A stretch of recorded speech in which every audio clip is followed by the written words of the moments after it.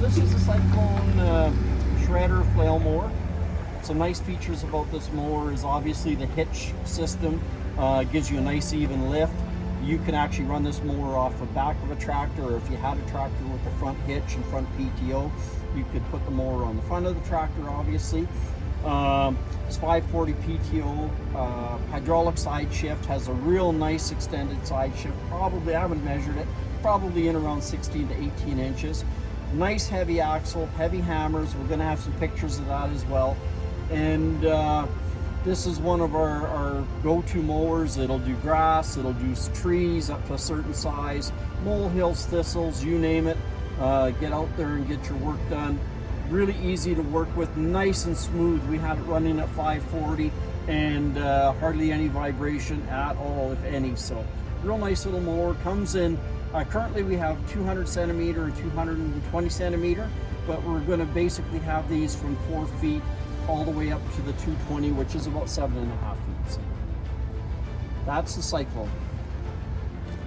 So as far as if you were to purchase a mower like this, a couple of things that you want to be mindful of. They do come with all the oil and everything in them. They come greased, but you will want to adjust the height shoes on the mower so that you get the proper cutting height. Always a good idea to start with the shoes a little bit lower so that you're cutting a little bit higher, just to be on the safe side. You can also adjust the rear roller.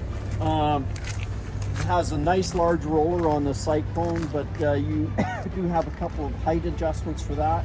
Personally, myself, I don't run my mowers right on the shoes. They are designed to be pulled on the roller with the shoes contacting the ground. I actually like to just run on the roller with the shoes up a little bit.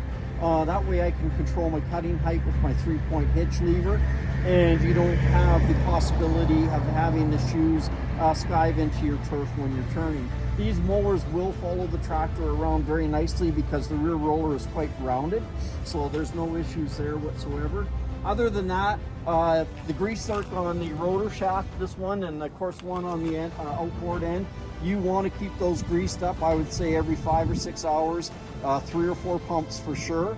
And then of course you got a few other grease zerks that are just basically maintenance items. The rear roller, you want to keep it greased up nice as well because it is in a lot of wet grass and debris and whatnot, so we want to make sure that it's got lots of grease in it.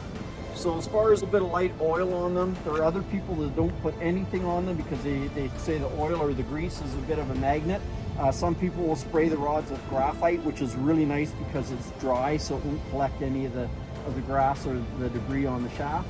And then of course the gearbox, you know, probably every year or two you really should drain it out to put fresh oil in it. It does not have a filter.